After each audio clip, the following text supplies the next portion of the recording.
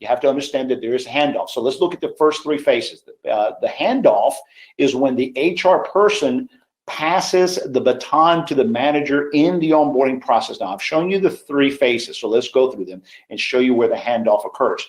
During phase one, in the recruitment and hiring, HR is taking the lead, but the manager, of course, participates, okay? In phase two, during the arrival, the training, and the orientation, HR continues taking the lead. They're the ones that organize, they coordinate, and they train, and the manager also provides training. They don't just appear a week later, okay? The manager has been involved during the phase one interview process. The manager is now involved in the training process, but the team that should be spearheading this and quarterbacking this should be the HR department or the recruiters. You may not have an HR department, but you certainly should have somebody recruiting and then somebody being the manager. It is often a big problem if the manager is the one doing everything. That's why usually it breaks up, because the manager wants to do phase one, phase two, and phase three, and they don't have any collaborative colleagues to help them do phase one and phase two in the HR roles, and then let the manager play the manager during those phases. And then phase three is where the ongoing mentoring and coaching takes place. And this is where the manager takes the lead and where the manager provides the coaching, all right? And then where HR provides support. So, and then of course, the HR is also the one that holds the manager accountable to make sure that the weekly, bi-weekly, and monthly coaching is taking place. Now there you heard me say something a little different. You said you heard me say weekly, bi-weekly, and monthly. Yes, there's a time that you do this on a weekly basis, on a bi-weekly basis, and a monthly basis. I'll cover that in about 7 slides. So stay tuned, don't jump out, because otherwise you'll miss that. All right, so the way to understand this is the HR department is very heavily involved in phase one, phase two, and takes a secondary role in phase three, whereas the manager is the opposite. They take a secondary role in phase one and two. You notice that in phase two, there's the handoffs beginning to happen, and in phase three is where the manager pretty much takes the lead and HR plays a supportive role. And the handoff happens right there between phase two and phase three. It begins between 1 and 2, but certainly the handoff is made between 2 and 3. All right, so where does it fit? Let's go back and look at this, the graph, and then let's ask ourselves, where does the handoff happen? The handoff happens right here at the end of 3 months. At the end of 3 months, the HR department, the recruiters, should be overseeing that the manager is providing the weekly oversight and coaching, but HR becomes almost like a big buddy, like a support system, making sure that the managers are doing the ongoing coaching and the ongoing training and the ongoing oversight. And then when you get to the 3rd month, you pretty much see HR disappear almost. They're only going to check in once a month or as needed. And then the managers take over and they make sure that they're the ones carrying the baton and they're the ones driving and doing the entirety of the oversight and coaching. So that's where the handoff happens. All right. So earlier I mentioned to you that there was a secret sauce. The secret sauce, in order to make this work, is the secret sauce of coaching. Okay, this falls apart if you don't understand the secret sauce. Everything can happen up to the point of phase 2, where we've developed good relationships with candidates to bring them on board, to hire them, we train them, and usually during the 1st month is when things begin to fall apart, because the managers are not providing a weekly connection, a weekly touching, a weekly oversight, and a touch point. Not touching, a touch point of helping the new team member. And what's involved in that coaching? Well, you give them feedback, you give them direction, you coach and you train. And in this, there's an incredible amount of praise and recognition for their goal, for their attempts, for where they're doing really well, where they need improvement. And I know that right now, you're thinking, okay, but really, does it have to be on a regular basis? The answer is yes, y'all. I have to emphasize. It starts with a weekly oversight and then it peters down, but I'll cover that in a minute. But you have to see the importance of this. This is the onboarding.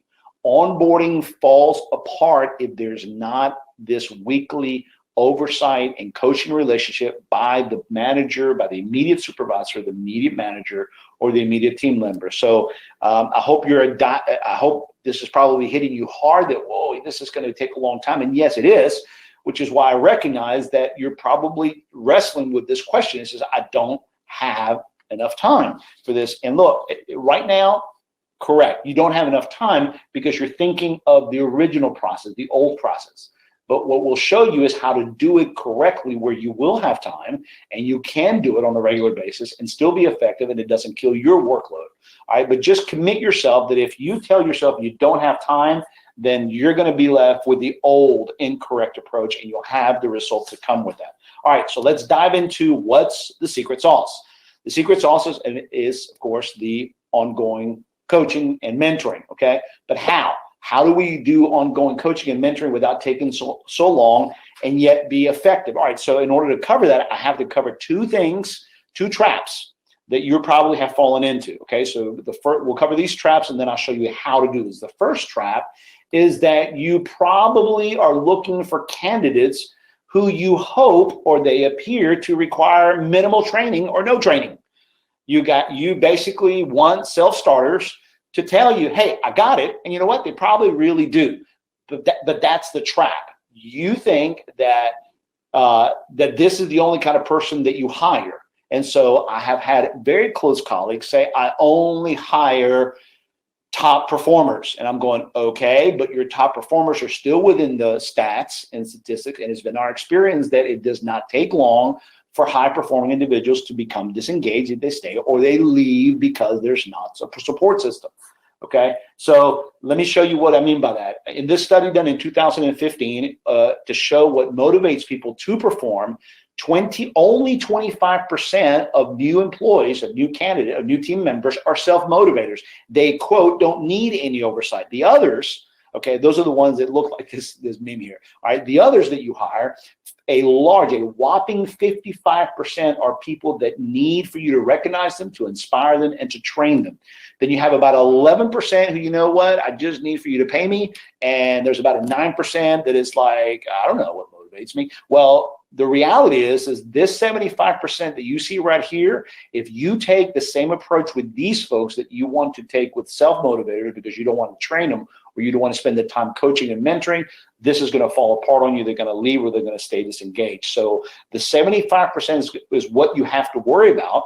And the trap of this, the reason why I call it a trap is because the trap is that you begin to treat the 75% like they're the 25% self-starters when they really are not.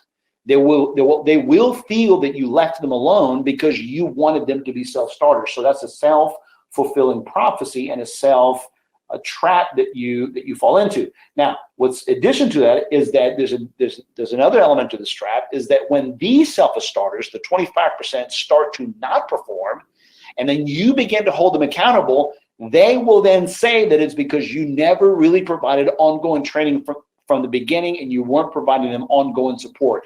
You left them alone, and they're correct. So yeah, they start as self-performance, but when they start not performing, they're going to bring up the fact that you did not provide ongoing training and support from the beginning because you believed the self-motivators to stay self-motivators and to figure it out. That doesn't work, okay? The second trap I want to point out to you is that when by not regularly mentoring and coaching, you're creating disengagement. And that is costing your company a whole lot of money because what they see is that you really left them alone. Okay, there's no real accountability. And then they will begin to disengage because you're not touching bases with them on a regular basis about their performance. Okay, so they will either leave or they will stay, but they'll stay engaged at a much lower level. Like we said earlier, about 70% is disengagement. This costs you an incredible amount of money. How much? In August 2018, in a Gallup poll, in a Gallup article, they pointed out that it can cost you up to $100,000 to replace each person lost to the organization, whether they got fired, they left for a good reason, or you had to dismiss them, or they left for a bad reason. It doesn't matter. It can cost easily up to $100,000 to replace every single person every time that you lose an employee. So you can't really afford to say, oh, well, you know, I'll just find somebody else. No, you got to really count the cost for this and recognize that you as a manager and as a management team, you have the ability, the power, the influence, and hopefully with this webinar, the know-how, the concept, the perspective, and the tools to change your approach and make it work better for you going forward. All right. So again, if you're still saying you don't have time, I'm going to encourage you to start thinking that you really don't have, that you don't have time not to do this correctly. Okay. You cannot afford not to coach a lot during the first 90 days. And I say 90 days because that leads to the 6 months. All right. And now you're going to ask us again, and you should ask us, all right, how do we do this? All right, let's dive in a little further. I'm going to show you an example of how it can be done.